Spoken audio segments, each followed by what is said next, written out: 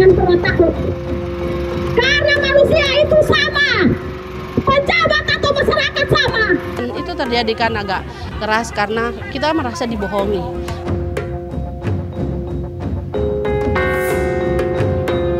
Salah satu pulau terindah dan terluar Indonesia terancam rusak oleh perusahaan tambang emas asal Kanada. Wilayah konsesi dari perusahaan tersebut mencakup 60% total luas pulaunya.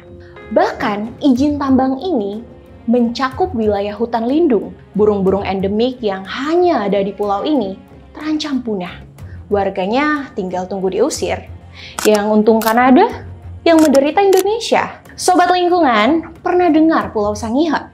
Yes, pulau ini jadi salah satu pulau terluar kita di ujung utara Sulawesi. Bahkan letaknya lebih dekat ke Filipina daripada ke kota Manado itu sendiri. Menurut Undang-Undang Nomor 1 Tahun 2014 tentang pengelolaan wilayah pesisir dan pulau-pulau kecil, pulau yang luasnya kurang dari 2000 km persegi seperti Sangihe, termasuk pulau kecil yang nggak boleh dieksploitasi oleh tambang. Buat perbandingan aja, seberapa kecil sih Sangihe? Luasnya Sangihe hanya sekitar 736 km persegi, atau setara kota Jakarta dan Tangerang kalau digabungkan. Pulau sekecil ini ditambang justru akan memiliki daya rusak dan kerugian ekonomi yang jauh lebih besar. Tapi, kenapa PT TMS justru bisa dapat izin menambang dari pemerintah? Banyak sekali kejanggalan soal izin tambang emas ini. Kali ini, aku Selin bakal spill kejanggalan-kejanggalan itu. Stay tune terus di Monolog Ngobrol Lingkungan. So what kind of money are you expecting to make from this gold mine? Millions and millions, millions of dollars. I mean, once we get rolling, basically, we hope to basically be, within a few years, extracting, thousands of ounces a month. Gold there, there's a lot of money at stake. So basically, let's use our political connections to get them off. Okay, first of all, we've not done anything environmentally wrong. We haven't done anything. So in a year, if you come back and show me something I did, then I'll basically be glad to own up to it. Kesel nggak sih abis denger wawancara Bapak ini? Aku sih bukan kesel lagi ya, tapi juga marah. Karena aku juga warga Sangihe yang akan terancam hajat hidupnya oleh industri emas ini. Dia adalah Terry Filbert, pemegang saham PT TMS, perusahaan asal Kanada yang dapat izin konsesi seluas 42.000 hektar atau kurang lebih 60% luas daratan Pulau Sangihe. Gak tanggung-tanggung. Izin konsesi tambang ini diberikan sampai 33 tahun ke depan. Padahal, seperti yang aku udah ceritain di awal, jelas menurut undang-undang, Sangihe termasuk pulau kecil yang haram untuk ditambang.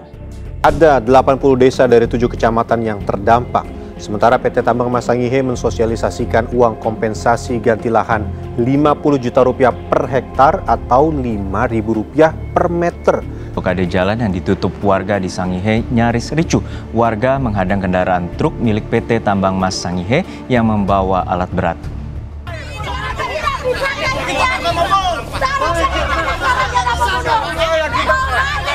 Mereka menolak kehadiran PT TMS dan mendesak Gubernur Sulut menutup operasi PT TMS.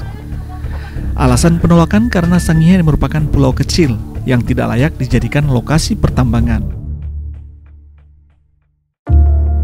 Konflik tambang di Sangihe sudah ada sejak beberapa tahun lalu. Tepatnya ketika PT TMS mulai mengajukan izin untuk eksploitasi emas di sana. Pada 29 Januari 2021, PT TMS mendapat persetujuan peningkatan kegiatan operasi produksi dari Kementerian ESDM selama kurun waktu 33 tahun. Lalu, beberapa bulan kemudian, tepatnya pada 22 sampai 24 Maret, PT TMS mulai melakukan pembebasan lahan di Desa Bowone dengan harga Rp5.000 per meter. Namun, warga menolak. Mediasi terus berjalan. Warga Sangihe mulai melobi banyak pihak demi mempertahankan tanah airnya. Namun PT TMS tetap ngotot melakukan operasi. Bahkan, tindak aparat justru kian represif ke warga Sangihe sendiri. Merasa hajat hidupnya terancam, 32 organisasi masyarakat sepakat mendeklarasikan gerakan Save Sangihe Island (SSI) dengan satu misi yang sama, menjaga kelestarian alam Pulau Sangihe.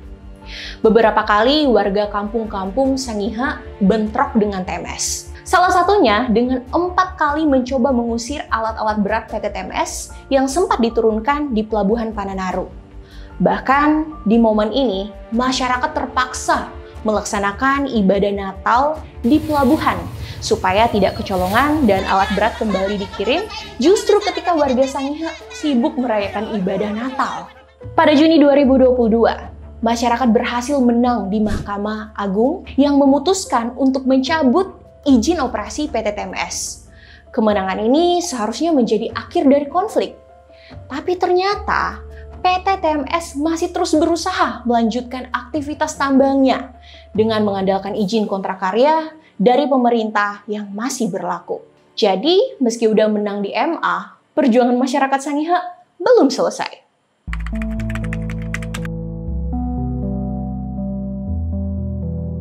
Tiga kata lucu. Hutan lindung ditambang. Haha, lucu nggak tuh? Lucu? Iya. Ironi? Iya. Sedih juga? Iya. Bikin marah juga? Iya.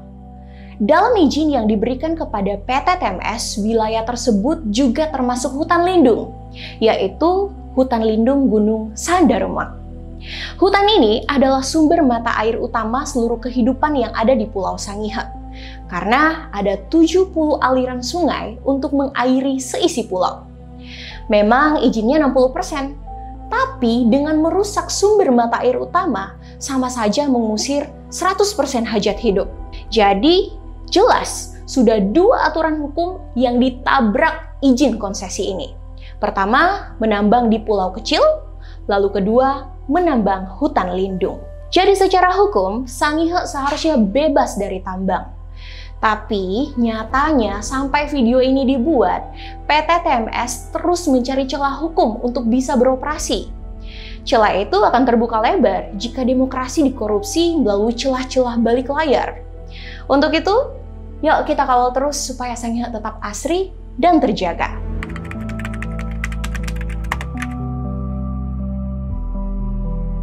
Gunung dan hutan lindung Sandarumang jadi rumah bagi burung-burung endemik yang tinggal di sana.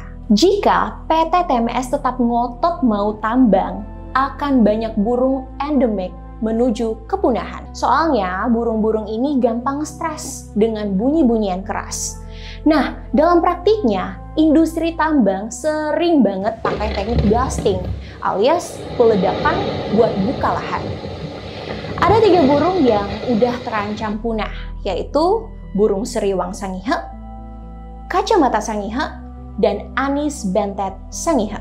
Pasti kamu bertanya-tanya, kenapa tiap burung ada nama Sangihe di belakangnya kan?